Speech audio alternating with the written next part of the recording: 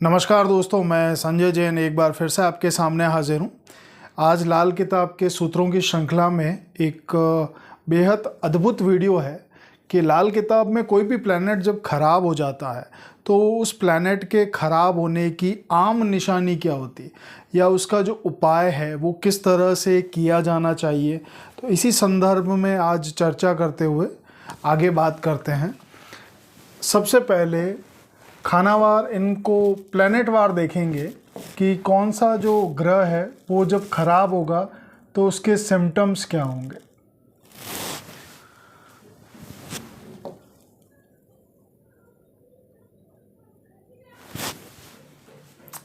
अब सबसे पहले चर्चा करते हैं बृहस्पति की कि जब भी गले में कोई इंसान मणके की माला पहनने का आदी हो जाए, है ना, ऐसी माला पहनने का आदी हो जाए जिसमें मणके लगे हुए हों, तो मणके जो होते हैं ना वो बुध के दायरे में आते हैं। तो ये गले में और गला जो आता है वो बृहस्पति का है। तो जब भी इंसान मणके जो पहनता है यानी गला में, तो यहाँ बुध क्या करता है कि बृहस्पति के रिजल्ट को खराब करके रख देता है ना। या फिर बृहस्पति मंदा होने की क्या निशानी होगी कि ऐसे समय में या तो उसके परिवार में सोना नहीं बनता, या अगर सोना बनता है तो बार बार वो गुम हो जाता है, बिक जाता है, गिरवी रखने की नौबत आ जाती है। तो ऐसे समय में भी बृहस्पति को मंदा ही माना है, बदनामी हो जाए। जब ज़िंदगी में सूरज खराब हो, और साथ में सूरज खराब से भी ज़्यादा चीज़ ये देखनी ज़रूरी है कि बृहस्पति पीड़ित हो रहा हो, तब जाके ज़िंदगी में बदनामी के योग होते हैं। झूठी अफवाह उड़ जाए, यानी झूठी अफवाह जो है ना वो राहु के दायरे में आती है, राहु के अंदर आती है कि झूठा एलिगेशन जो लगता है ना वो राहु की वजह से लगता है। तो जब बृहस्पति खराब होगा तभी राहु के अंदर इतनी ताकत आती है कि वो ऐसी चीज़ें करवाता है कि अफवाह उड़वा देता है और झूठे आरोप लगवाता है। पढ़ाई में विघ्न आ जाए, किसी भी चीज़ में विघ्न आ जाता है, जब कोई भी रुकावट आती, कोई भी जब रुकावट आती है वो राहु की वजह से, क्योंकि राहु जो है अवरोध है, और अवरोध जो अमूमन डालता है वो बृहस्पति में डालता है। तो ये चीज़ें होना, पढ़ाई पूरी ना होना, है ना, डिग्री हासिल ना होना, बृहस्पति मंदे की निशानी है। अब इसका उपाय क्या कर सकते हैं कि बृहस्पति खराब हो रहा है ना, बृहस्पति के समय में उपाय क्या करेंगे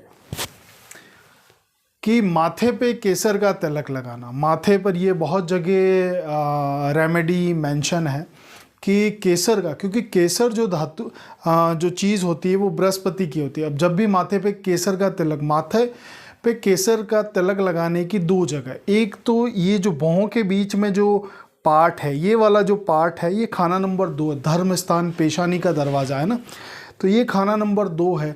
किसी भी ग्रह की जब शिफ्टिंग करनी होती है, किसी भी ग्रह को खाना नंबर 2 से मदद दिलवानी होती है, तो यहाँ पे केसर का तिलक लगाया जाता है। और जब यहाँ केसर का तिलक लगाया जाता है तो ये खाना नंबर 11 है, ऑल बेनिफिट्स का है, लाभ भाव का, है ना। तो ज़रूरत के अनुसार केसर का तिलक किया जाता है। केसर का तिलक अमूमन जब बृहस्पति मंदा हो तब केसर का तिलक किया जा सकता है। लेकिन ये रेमेडी करने से पहले कुछ सिचुएशन देख लेना बहुत ज़रूरी है ना। केसर के तिलक की ज़रूरत उस कुंडली में कितनी है। इसके अलावा खाना नंबर 2 में कोई एंटी प्लैनेट बृहस्पति का ना बैठा हो।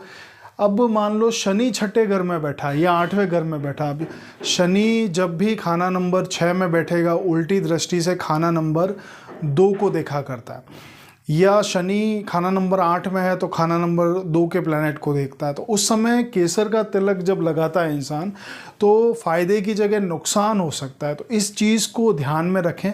अदरवाइज़ बृहस्पति जब 1 में हो तो नाभि में लगाया जा सकता है ना, नाभि में केसर का तिलक लगाना अच्छा रिजल्ट देगा। बृहस्पति 2 के समय में केसर का तिलक लगाना अच्छा रिजल्ट देगा। बृहस्पति 3 में लगाना अच्छा रिजल्ट देगा। 4 के समय लगाया जा सकता है, 5 के समय लगाया जा सकता है। इस तरह वेरियस अलग अलग कंडीशंस हैं बृहस्पति की, देख के कि कुंडली में बृहस्पति को कहाँ से एक्टिवेट किया जा सकता है या किया जाना चाहिए। उसके बाद ही रेमेडी कोई भी करने से पहले, अब इसमें जैसे मैंने बताया कि शनि की यहाँ प्लेसमेंट है तो ऐसी समय में केसर का तिलक अवॉइड करना चाहिए, क्योंकि जब उस कुंडली में नहीं बनता तो आप उसको करके फिर करोगे क्या। अब मान लो एक कंडीशन इससे देखने की कोशिश करते हैं कि शनि 2 में बैठा हो, तो अब केसर का तिलक की बजाय दही का या दूध का तिलक फायदेमंद होगा। शनि 2 के समय में ये कहा जाता है कि प्रारब्ध के जो कर्म रहे होंगे इसके, उसका प्रायश्चित ऐसे व्यक्ति को कर लेना चाहिए, प्रारब्ध के कर्म भोगने का। तो इस वजह से यहाँ पे शनि बैठा हुआ है, तो केसर का तिलक अब बृहस्पति का है, तो यहाँ उतना फायदा नहीं करेगा जितना दही का तिलक करेगा या दूध का तिलक करेगा, है ना। दही का तिलक यानी शुक्र की मदद दिलवा दी शनि को, या दूध का तिलक चंद्रमा की मदद दिलवा दी। तो ये चंद्रमा खाना नंबर 2 में उच्च का। अब एक चीज़ तो ये है कि जो तिलक से की जा सकती है, बृहस्पति को ठीक किया जा सकता है। इसके अलावा ये जनरल रेमेडी है, अगर कुंडली में एप्लीकेबल होती है तो इसको इस तरह से ठीक किया जा सकता है। उसके अलावा बृहस्पति को जब ठीक करना हो तो नाक साफ करके कोई भी काम शुरू करें, कोई भी अच्छा काम शुरू करते हैं या कोई काम शुरू करते हैं, नाक साफ, क्योंकि नाक में जो अवरोध आता है, नाक में पानी भरा रहता है या गंदगी जमा रहती है, यानी ब्लॉकेज है नाक में, है ना, सांस लेने में रुकावट आ रही, क्योंकि सांसें जो है ना वो बृहस्पति, और नाक की जो गंदगी है ना, तो कि जो सांसों को आने जाने के रास्ते को रोक रही है, रुकावट कर रही है, वो राहु की गंदगी। तो इसलिए कहा गया, स्पेशली ये बृहस्पति 12 में कहा गया, लेकिन हर आम उसूल है कि नाक साफ करके कोई भी काम शुरू करें तो उसको बेहतर रिजल्ट मिलेंगे, बृहस्पति उसकी मदद करेगा। ठीक है, तो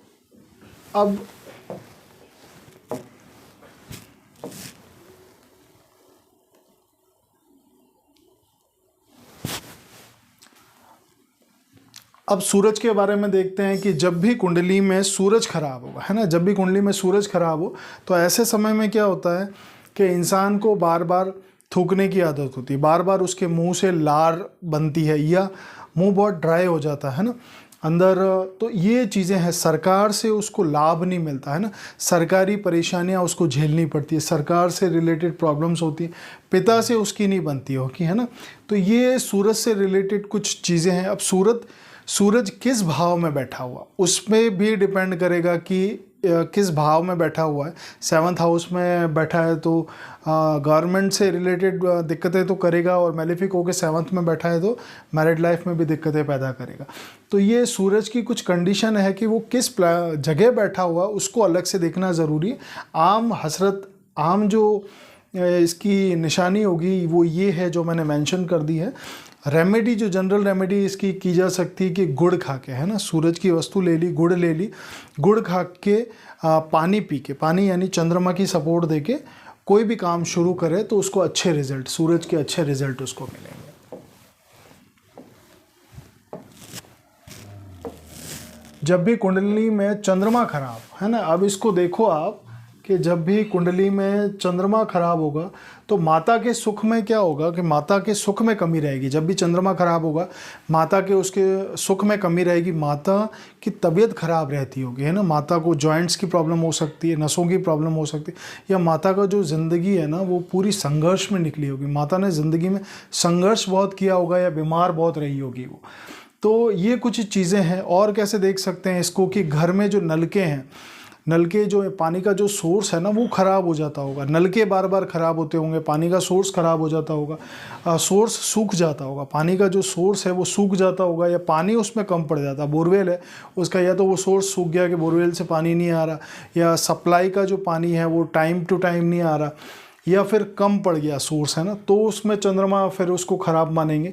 मानसिक विचलन बहुत ज़्यादा, है ना, बार बार मन चीज़ें अपने हिसाब से चेंज करने की कोशिश करता है, बिना बात के इंसान परेशान रहने लगता है कि बार बार उसको चेंजेस के सडन बहुत चेंजेस महसूस होने लगते हैं, या वो ऐसी चीज़ों के बारे में सोचता है, एक चीज़ कंप्लीट नहीं होती दूसरी चीज़ कंप्लीट करने के बारे में सोचता है, या मतलब मन भटकाव उसका बहुत होता है। और इन्हीं में आगे बढ़ते हुए एंजाइटी की तरफ इंसान चला जाए, है ना, जब चंद्र मैलेफिक हो जाए तो एंजाइटी की तरफ चला जाए, डिप्रेशन की तरफ चला जाए, ऐसी समस्या हो जाए। दुधारू जो पशु होते हैं, दूध देने वाले जो पशु होते हैं वो चंद्रमा के अंदर लेते हैं, दूध देने वाले जो पशु हैं वो ज़्यादा समय तक घर में सरवाइव नहीं करते। आज भी गाँव में कुछ जगह, बड़े जगहों पे तो ये कम है, लेकिन गाँव में अधिकांश जगह ये चीज़ें हैं कि जो पशु लाते हैं वो घर में सरवाइव नहीं कर पाते, ज़्यादा समय तक जीवित नहीं रहते।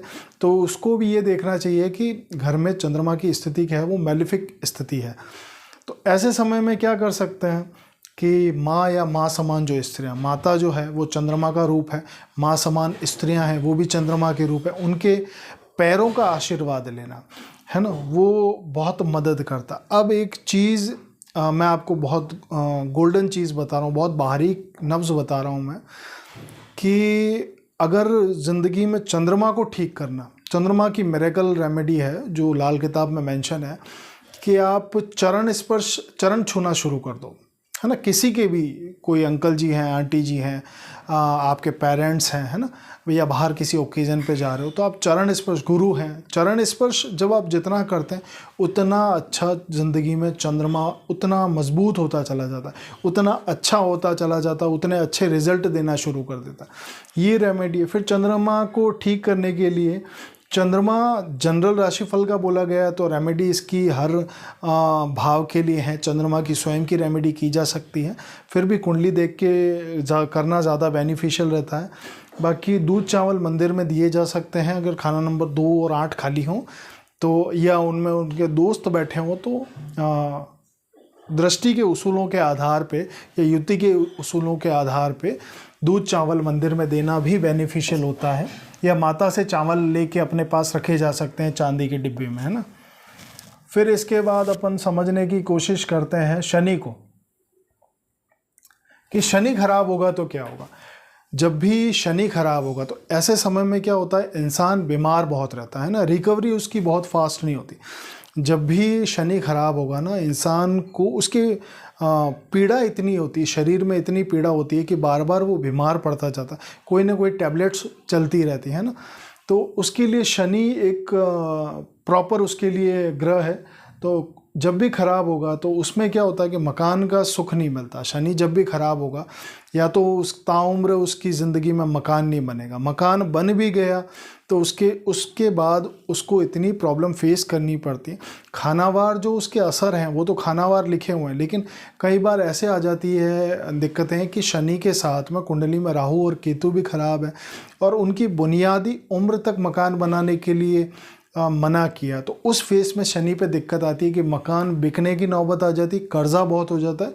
और कर्जा होना यानी कि चंद्रमा उसमें बहुत कमज़ोर पड़ जाता है, चंद्रमा डिस्ट्रॉय होने के करीब हो जाता है।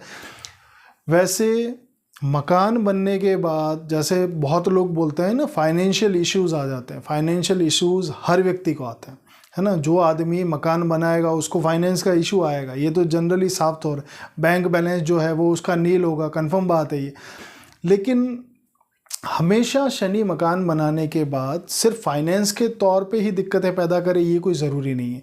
वो जिस भाव में बैठा है, जिस प्लैनेट के साथ वो जुड़ा हुआ है या जिस भाव में बैठा हुआ, उनसे रिलेटेड दिक्कतें आना स्वाभाविक हो सकती हैं, आएंगी ये ज़रूरी नहीं है। मकान बनने के बाद दिक्कतें किन लोगों को आती हैं कि जब शनि खुद मैलेफिक हो जाए और राहु केतु साथ में खुद कुंडली में कहीं खराब बैठे हो, तब जाके मकान बनने के बाद दिक्कतें आती हैं।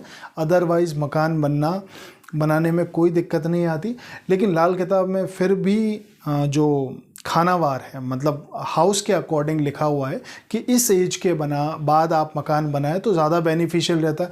वो इसलिए बोला गया है कि पर्टिकुलर जो एक एज होती है, जैसे शनि 11th के समय 55 के बाद कहते हैं ना, शनि के 55 या ऐसी अधेड़ मतलब उम्र का जो अंतिम पड़ाव होता है, रिटायरमेंट की जो एज होती है, उस एज में बनाने के लिए बोलते हैं। ये क्यों बोला जाता है, उसका कारण ये है कि उस स्टेज पे इंसान अपने बच्चों की शादी करके फ्री हो चुका होता है, सर्विस से फ्री होने का उसका समय आ जाता है, रिटायरमेंट का टाइम चल रहा होता है, उसने अपनी ज़िंदगी की पूंजी इकट्ठी कर ली और अब ज़िंदगी में सर्वाइव करना सिर्फ उसकी दाल रोटी पे भी उसकी ज़िंदगी चल सकती।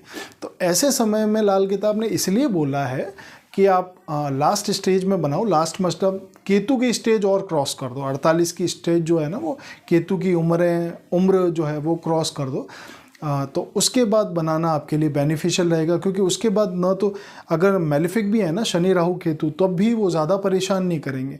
और ज़्यादा परेशान अब ये किसके साथ करते हैं, देखो चंद्रमा के साथ अगर शनि बैठा है तो अब प्रॉब्लम आएगी ना, हाउस के अकॉर्डिंग वो प्रॉब्लम आएगी कि किससे कनेक्शन है और उस हाउस का किससे कनेक्शन है, उस हाउस की आशियाँ क्या, उनको प्रॉब्लम आएगी। जैसे शनि चंद्रमा 4 में बैठा हुआ, शनि 10 में बैठा हुआ, या शनि के साथ चंद्र बैठा हुआ, तो उस केस में क्या होगा कि पैसों से संबंधित दिक्कतें आएंगी, है ना। पिता को हो सकता है स्वास्थ्य उनका थोड़ा कमज़ोर हो जाए, स्वास्थ्य खराब रहने लगे, तो ये कुछ तरीके की चीज़ें हैं। लेकिन इसमें भी ऐसा नहीं है कि ये चीज़ें हैं तो इनका हल नहीं है, इनका हल भी है। कारण ये है कि शनि की वाइब्रेशन बढ़ जाती है, इसकी जो एनर्जी है ना वो बूस्ट कर जाती है। जैसे शनि 10 के समय में कहा जाता है कि मकान नहीं बना 48 तक, वरना वो अपना बोरिया बिस्तरा समेट के चला जाता। ये इसलिए नहीं बोला, ये इसलिए बोला गया है कि वो मकान इतना अच्छा बोला गया है शनि 10 में कि शेषनाग सिंहासन का, और जब ऐसा इंसान मकान नहीं बनाता तो मकान के बराबर धन शनि उसको ज़िंदगी भर देता रहता है। तो जैसे ही मकान बनाता है तो फिर क्या एस्टैब्लिश हो जाता है, तो फिर उसके बाद फ़ायदा देना उसको बंद कर देता है। लेकिन फ़ायदा देना बंद करने का मतलब ये नहीं है कि वो उसके लिए कुछ अच्छा ही नहीं करेगा, वो करेगा, लेकिन जिस तबीयत से वो पैसा दे रहा है उस तबीयत से नहीं देगा, लेकिन उसका गुजारा चलता रहेगा। मतलब एक्स्ट्रा फालतू जो धन है वो जमा नहीं होने देगा, ये शनि धन। तो इसीलिए पर्टिकुलर जहाँ जहाँ शनि जिस प्लैनेट के साथ जुड़ा हुआ है उससे रिलेटेड प्रॉब्लम्स क्रिएट कर सकता है, लेकिन उसका भी समाधान है कि शनि की जो नेगेटिव एनर्जी बढ़ गई है उसी का डोनेशन कर दिया जाए, या उसी की चीज़ों को अच्छी जगह पे मंदिर में या जल प्रवाह करके उसी की ऑरा को, जो नेगेटिव ऑरा है, उसको पॉजिटिव में कन्वर्ट कर लिया जाए तो बेनिफिशियल है। और लाल किताब चलती ही नेकी पे है कि जितना इंसान नेकी करेगा ना, तो ये सारी चीज़ें नेकी की तरफ इशारा करती हैं कि आप जितना नेकी करोगे, जिस रूट पे आप जाने की सोच रहे हो, शनि की रूट है वो कि नेकी करना, वो शनि के अंतर्गत आता है। कर्म लाल किताब में एक ये चीज़ है। इसके अलावा मकान बनने के बाद, जैसा मैंने आपको बताया, हेल्थ रिगार्डिंग इश्यूज हो जाएं या चाचा ताया के साथ रिलेशन ख़राब हो जाएं, है ना, जो शनि की आशियाँ चाचा ताया, तो ये चीज़ें घटित हो सकती हैं। तो इसमें फिर उपाय क्या है ना। घटित तो हो गई, मकान बना लिया आपने, अब इसमें उपाय क्या।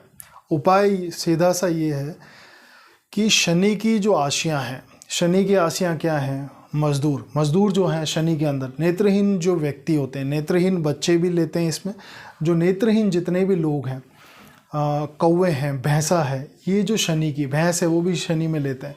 तो ये शनि की आशियाँ, शनि के जीव हैं ये, है ना। तो जैसे मजदूर हो गए, ये शनि के जीव हैं। तो इनकी सेवा करना, वृद्ध व्यक्तियों की सेवा करना, वृद्ध व्यक्तियों के लिए कुछ न कुछ चीज़ उपलब्ध कराना, चाहे उनके लिए मेडिकल ट्रीटमेंट उपलब्ध करवाना, उनके लिए खाने का अरेंजमेंट करना, किसी भी रूप से सेवा हो सकती है, मेथड कुछ भी हो सकता है ना। तो वो शनि को बहुत ठीक करता है ना। डाकोत को कोई चीज़ अगर कुंडली में बनती है तो डाकोत को दान देना, है ना, जो शनि का डोनेशन लेने वाले लोग होते हैं ना, तो उससे इसके अलावा लोहा है, लोहे का ये चूल्हा है, लोहे का चिमटा है, लोहे की अंगीठी है, ये भी दान की जा सकती है अगर बीमार ज़्यादा है, शनि अगर कहीं ख़राब घर में प्लेसमेंट है उसकी। मिसवाक का इस्तेमाल किया जा सकता है ना, मिसवाक के दातुन का इस्तेमाल किया जा सकता है, इससे भी शनि ठीक होता है। और शनि की आशियों की सेवा करने से, शनि किसी भी भाव में बैठा हो, शनि बहुत अच्छा रिजल्ट देने लगते हैं। और इसके अलावा राहु केतु तो काम इनके लिए करते हैं, तो अगर इनको फेवरेबल कर लिया तो वो स्वतः ही ठीक होने लग जाएंगे। जब कुंडली में राहु खराब, राहु क्या है, न्यूरो जो है, दिमाग के अंदर जो तरंगे हैं वो राहु की, दिमाग के अंदर जो विचार चलते हैं ना, विचार राहु के, तो दिमागी खराबियां आने लगे। जब इंसान कुछ सोचने समझने को तैयार ना हो, है ना, किसी भी चीज़ को वो मानने के लिए तैयार ना हो, और हट पे आ जाए, राहु क्या हट है, हट पे आ जाए, तो उस समय दिमागी खराबियां हो जाए, नाखून टूटने लगे, है ना, पूरे का पूरा नाखून उखड़ जाए, बिना बात के उसके दुश्मन इकट्ठे हो जाए, तो ऐसे समय में, या उसके कोर्ट केस बिना बात का एलिगेशन लग जाए उस पर, कोर्ट केस के हालात हो जाए, या मुकदमे चलते रहें, अस्पताल जाने के, या ज़िंदगी में उसको बार बार अकेला रहने की नौबत आ जाए, तो ये राहु की प्रॉब्लम्स है। राहु की प्रॉब्लम्स को तोड़ने के लिए सबसे अच्छी रेमेडी है जॉइंट फैमिली में रहना, अगर पॉसिबल हो। आज के समय में बहुत मुश्किल है, लेकिन अगर ये ऐसा अवसर मिलता है ज़िंदगी में कि जॉइंट परिवार में रहें तो ज़रूर रहें। राहु ज़्यादा ख़राब नहीं करता है ना। ससुराल से अच्छे संबंध बना के रखें। ससुराल जो है वो राहु से देखा जाता है। जब भी आप ससुराल से संबंध अच्छे इस्टेब्लिश करेंगे तो राहु स्वतः ही ठीक हो जाएगा। इसके अलावा सिर पे चोटी रखना है ना, और हट ना करना राहु को ठीक कर देगा। और राहु के आशियों की सेवा करें। अब राहु की आशियाँ क्या हो सकती हैं? राहु की आशियाँ हो सकती हैं कि ससुराल है, सफाई कर्मचारी है, बिल्ली है, मानसिक रोगी है, अपाहिज, ये सारे राहु के दायरे में आते हैं। तो इन लोगों की सेवा करना भी राहु को काफ़ी हद तक ठीक कर देगा।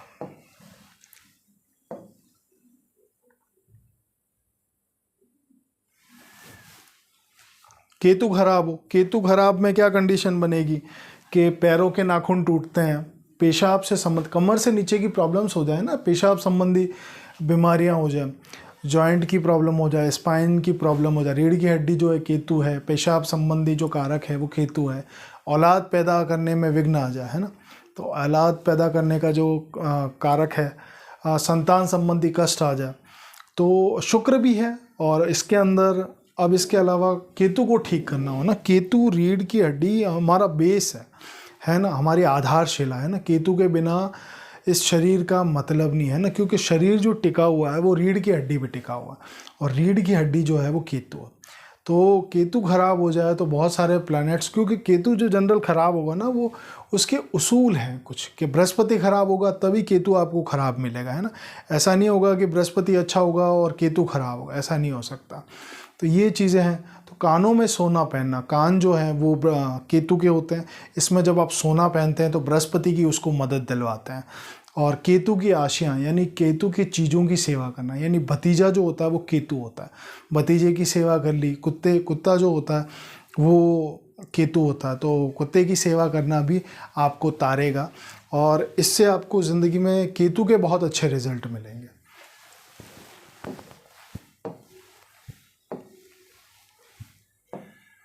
केतु ठीक करने का एक चीज़ मैं आपको बताता हूँ कि केतु सिर्फ आप सिर्फ फीड कराओ ये ज़रूरी नहीं, आप उसके लिए मेडिकल ट्रीटमेंट की व्यवस्था कर सकते हो ना।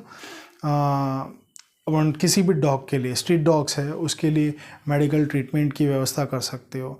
अपाहिज डॉग होते हैं तो उनके लिए व्यवस्थाएं कर सकते हो, जैसे जो आर्टिफिशियल फूट होते हैं ना, आर्टिफिशियल पैर बनते हैं, उसके लिए डॉग के लिए डॉग हॉस्पिटल्स होते हैं, उसमें आप सेवादारी कर सकते हो। केतु को ठीक करने की बहुत कमाल की रेमेडी है ना, इससे आपके दुनियावी जो कर्म है वो भी ठीक हो जाएंगे। तो ऐसे अपाहिज जानवरों की सेवा करना और ज़्यादा बेनिफिशियल है। जनरल में डॉग की सेवा करना बहुत ज़्यादा बेनिफिशियल है। शुक्र खराब हो तो मैरिड लाइफ से संबंधित दिक्कतें होंगी, या फिर स्किन रिलेटेड जो त्वचा का कारक है वो शुक्र है, स्किन रिलेटेड डिजीज़ होंगी। और इसके अलावा अंगूठा जो है, अंगूठा शुक्र से देखा जाता है, अंगूठे से रिलेटेड बीमारी आने लग जाए, अंगूठे से रिलेटेड कोई प्रॉब्लम आपको फेस करनी पड़े तो शुक्र को खराब गिनेंगे। अब शुक्र को ठीक करने के लिए क्या किया जा सकता है? शुक्र को ठीक करने के लिए ये करें कि साफ़ सुथरे प्रेस किए हुए कपड़े पहने, किसी से स्त्रियों का सम्मान करें शुक्र को ठीक करने के लिए, क्योंकि शुक्र जो है वो स्त्री है। महिलाओं का सम्मान करें, स्त्रियों का सम्मान करें।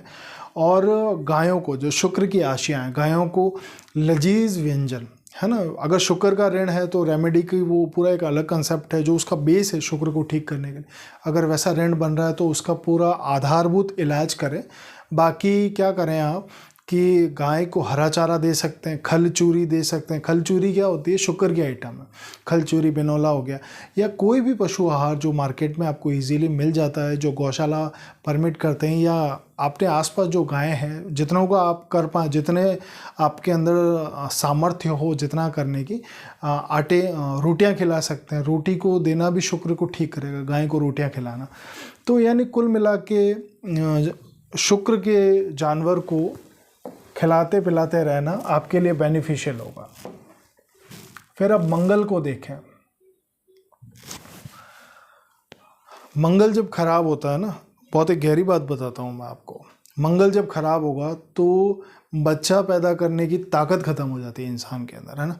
उसके अंदर उसको काम वासना बहुत लगती है, लेकिन उसके अंदर ये चीज़ है कि बच्चा पैदा करने की ताकत नहीं होगी जब भी मंगल खराब होगा। मंगल जब खराब होगा तो ऐसा इंसान बहुत एग्रेसिव नेचर का होता है, उसको बात बात पे क्रोध आता है, भाई भाइयों में विवाद होता है, भाई दोस्त नहीं होते उसके, दोस्त दुश्मन बन जाते हैं उसके, कर्ज बहुत बढ़ जाता है ज़िंदगी में। मंगल खराब होगा तभी कर्ज बढ़ता है। मेन जो रीज़न है कर्जे का वो मंगल है ना। उसके सरफेस में बहुत सारे प्लेनेट हो सकते हैं, उसके अलग अलग बाहर बहुत प्लेनेट हो सकते हैं, लेकिन जो कर्ज का मेन कारक है वो मंगल है ना। ब्लड रिलेटेड इश्यूज़ हो जाए ना, ब्लड प्रेशर ऊपर चला जाए, ब्लड रिलेटेड इश्यूज़ हो जाए, तो ये सब मंगल की खराबी। एक आँख में खराबी आ जाए, है ना, तो ये मंगल की खराबी, मंगल बद की तरफ इशारा करती है। तो ज़मीन के विवाद हो जाए भाइयों में, या किसी से भाइयों के अलावा भी किसी से ज़मीन से विवाद है तो मंगल में खराबी है, ज़मीनी विवाद है।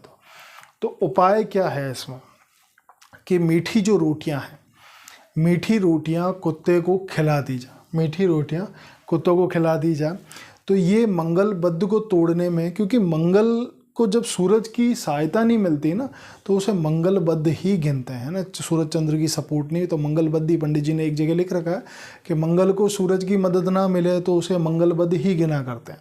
तो मीठी रोटियां कुत्तों को खिलाएं, यानी दरवेश को, दरवेश यानी केतु, केतु को खिलाना मंगल को ठीक कर देगा।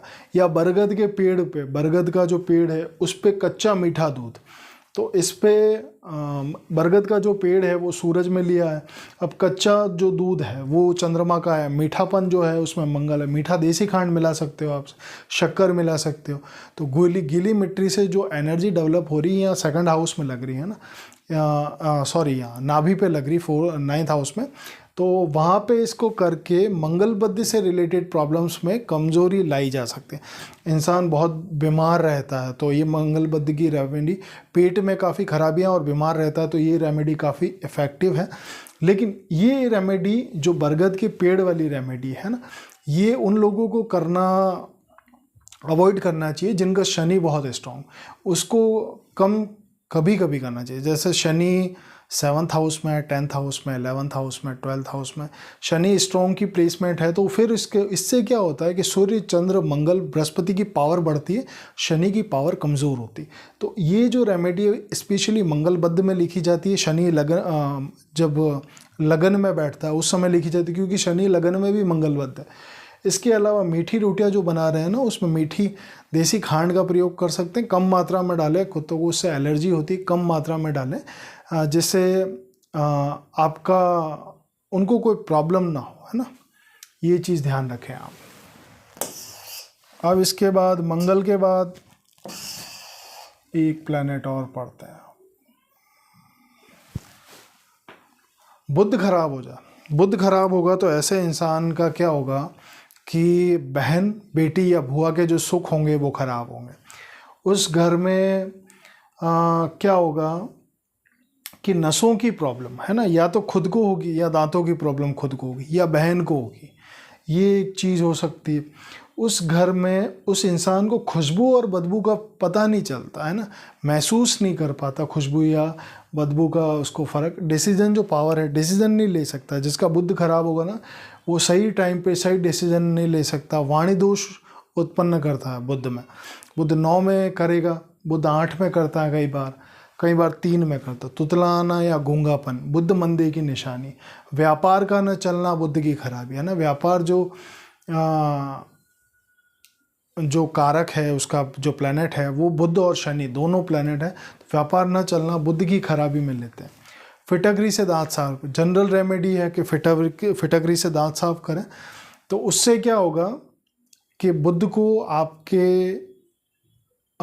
को नेगेटिव एनर्जी से वो ठीक होने लगेगा, पॉजिटिव एनर्जी में कन्वर्ट होने लगेगा। छोटी कन्या जो अभी 9 वर्ष से या 10 वर्ष से कम है उनको मूंग की दाल का हलवा बांटें। मूंग की दाल जो है वो बुध में लेते हैं, तो ये बुधवार के दिन आप कर सकते हैं ना, मीठा हलवा। तो ये रेमेडी वैसे बुध 3 की है, शनि 3, बाकी आम असर की रेमेडी है छोटी कन्याओं को मूंग की दाल का। तो ये बेनिफिशियल कुछ चीज़ें हैं कि ये प्लैनेट जो है इसका उसके अकॉर्डिंग हम इन चीज़ों को देख सकते हैं। इस हिसाब से हम टैली कर सकते हैं कि कौन सा प्लैनेट हमारा अच्छा है, कौन सा प्लैनेट ख़राब है। तो आशा है आप इस वीडियो से लाभान्वित हुए होंगे। धन्यवाद।